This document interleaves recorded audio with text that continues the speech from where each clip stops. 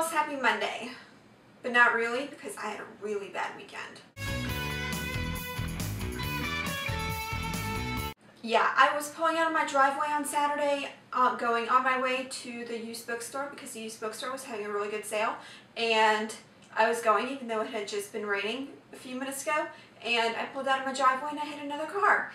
So I'm not going to give the specifics about the accident. Luckily no one got hurt. I'm not hurt. The other driver isn't hurt. We're very amicable. We're neighbors, so that's a good thing. Still understandably upset and mad at myself and just mad at the situation and frustrated, and I'm just glad that nobody got hurt, but it still sucks. Do you want to see my birthday present from my husband? Because that's it right there. I'm a little bit obsessed with my iPad right now, and my new thing with the iPad is playing Words with Friends, which is like an alternative to Scrabble. So if you're on Words with Friends, I know a lot of people are into it, let me know what your username is and we can play together. And I'm going to put my username below also so that you could request a game with me. So yeah, let's do that. There have been other things that I've been forgetting to tell you guys about. First of all is that I started a blog on Tumblr called Literanerd.tumblr.com. I'll put a link down below for that as well. I've been blogging a bit. I'm going to post some pictures on there, but mostly it's going to be a personal-ish type blog. I also wrote a guest post for a friend of mine named Susan who has a more formal blog going. It's called 20 or something, and I'm going to put a link down below to that. That was a more formal post where I wrote about 4 ways to beat writer's block, so that's very apt for us. I also posted a video on my personal channel last week about LGBTQ literature, and it was a video response to Katie from the Book Fighters on a video that she had on her personal channel about Barnes Noble. So check that out as well. I'm going to put a link down below to my personal channel if you haven't seen that yet.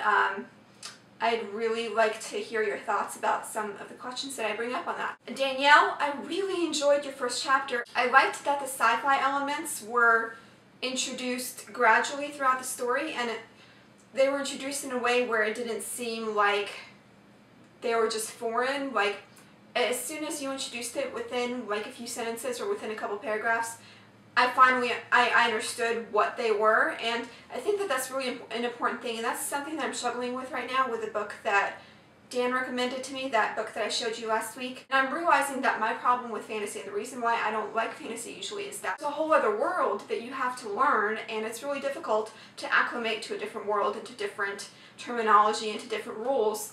And that's the problem. I'm giving the book a chance, but I'm not crazy about it right now because there are so many elements that are unknown to me, and I keep reading through and I'm thinking, do I really need to pay attention to this? Do I really need, is this going to come up later, or is this just like a random word that I don't know anything about?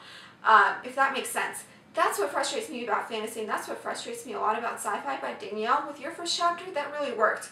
You did a really great job with that, and I appreciated it. The only thing that I would say as a critique is that your first chapter was really heavy on dialogue. I would challenge you to maybe try a few paragraphs of exposition. Marissa asked if I could go to any country in the world on an unlimited budget, which is like a dream come true. If I had to choose one place, I think I would probably want to go to Russia because I really miss authentic Russian food. There's not really a lot of it in Georgia, and even though my mom lives not too far away from me, she doesn't really cook very much. And especially when she does cook, she doesn't really cook Russian food anymore. And my grandmother passed away about 9 years ago, so I don't really have anyone close to me who cooks that comfort food that I love. So I think that I would go back to Russia, mostly for the food. Today's word of the day is celebration, and my question is, what is the best birthday gift you have ever received? For me, it's actually not the iPad. For me, when I turned 16, my high school chorus was going to a European tour, and my mom sent me on that trip, and we went to London, Paris, Germany, and Switzerland, and it was amazing. It was probably the best experience of my life, and I got to spend my 16th birthday in Paris. How cool is that? And my birthday was on Easter weekend that year, so Paris was like completely empty, and it felt like I had the city all to myself, and it was beautiful. So that's my question. 5. Danielle. Girls, I will see you next Monday, and Tara, I'll see you tomorrow. Bye.